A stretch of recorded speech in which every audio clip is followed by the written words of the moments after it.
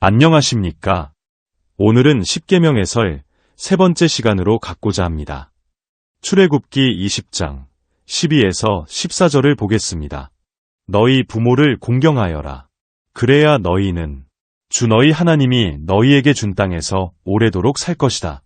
살인하지 못한다. 간음하지 못한다. 이렇게 기록되어 있습니다. 부모를 공경하라는 건 동서고금을 막론하고 인륜의 기본이 되는 가르침이기에 특별히 설명할 게 없습니다. 그런데 여기서도 한 가지 특기할 만한 부분이 있습니다. 부모 공경의 대가로 하나님께서 주시는 복이 부활이나 영생이 아니라 하나님이 주신 땅에서 오래 사는 것이랍니다. 기독교인은 부활이나 영생이라는 단어에 매우 익숙합니다. 그런데 이 본문뿐 아니라 구약성서 전반에 걸쳐 부활이나 영생이라는 단어는 거의 나오지 않습니다. 서기전 2세기 작품인 다니엘서에 가서야 부활이라는 단어가 등장합니다. 왜 그런 것일까요? 구약시대에는 부활이나 영생에 대한 관념이 아예 없었기 때문입니다. 원래 히브리인은 내세에 대한 관심이 없었습니다. 그저 현세에서 오래 사는 것이 가장 큰 축복이라고 생각했습니다. 그래서 기껏해야 몇백 년 살다 죽었다는 것을 하나님이 주신 가장 큰 선물로 여겼습니다. 아브라함이건 모세건 다윗이건 그 누구도 부활이나 영생을 했다거나 영생과 부활에 대한 신앙과 희망을 가졌다는 기록이 없습니다. 그냥 현세에서 오래 살다가 죽었을 뿐입니다. 보수적인 신학자나 목회자 중에는 창세기 5장 24절, 그러니까 에녹은 하나님과 동행하다가 사라졌다. 하나님이 그를 데려가신 것이다. 라는 말씀을 근거로 부활과 영생을 말하기도 합니다.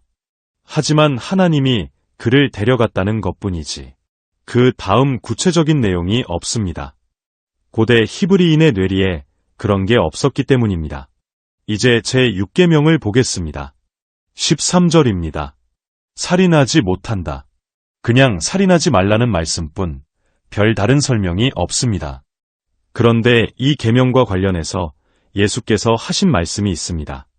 마태복음 5장 21에서 22절을 보겠습니다. 옛 사람들에게 말하기를 살인하지 말아라. 누구든지 살인하는 사람은 재판을 받아야 할 것이다. 한 것을 너희는 들었다. 그러나 나는 너희에게 말한다. 자기 형제나 자매에게 성내는 사람은 누구나 심판을 받는다.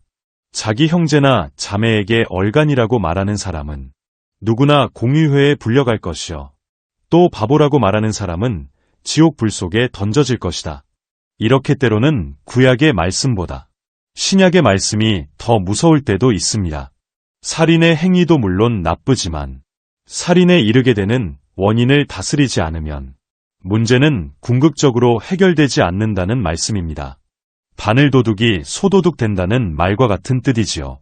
또한 이 말씀은 사람을 죽이는 것은 칼만이 아니라 입일 수 있다는 말이기도 합니다. 오늘날에도 말이나 글로 사람을 죽이는 경우가 얼마나 많습니까? 이제 제7계명을 보겠습니다. 14절입니다. 간음하지 못한다. 제7계명도 간음하지 말라는 말씀뿐 별 다른 설명이 없습니다. 그런데 이 계명에 대해서도 예수님께서 한 말씀 하셨습니다. 마태복음 5장 27에서 28절을 보겠습니다. 간음하지 말아라 하고 말한 것을 너희는 들었다. 그러나 나는 너희에게 말한다. 여자를 보고 음욕을 품는 사람은 이미 마음으로 그 여자를 범하였다. 제가 젊었을 때는 이 말씀 때문에 하지 않아도 될 고민을 하는 젊은이들이 많았습니다. 이 말씀은 본능적인 욕망을 탓하는 말씀이 아닙니다. 쉬운 예를 들어보겠습니다. 맛있게 구워진 빵을 보면 먹고 싶은 게 당연합니다. 먹고 싶은 마음이 드는 건 죄가 될 수 없습니다. 그냥 자연스러운 본능일 뿐입니다. 하지만 주인의 허락을 받지 않고 먹거나 정당한 값을 지불하지 않고 먹으면 절도죄가 됩니다. 예수님의 이 말씀은 그런 뜻으로 들어야 합니다. 한창 때의 젊은이가 매력적인 이성을 보고 아무런 감정을 느끼지 않는다면 오히려 문제가 있는 것입니다. 혹 성적 충동을 느꼈다 해도 본능 자체는 죄가 아닙니다. 하지만 저 여자를 범하겠다고 마음먹으면 실제 행동으로 옮기지 않았다고 해도 마음으로 죄를 지은 것입니다. 그러니까 예수님의 말씀은 본능을 문제 삼는 것이 아니라 의지를 문제 삼는 것입니다. 오늘은 여기까지 하겠습니다. 고맙습니다.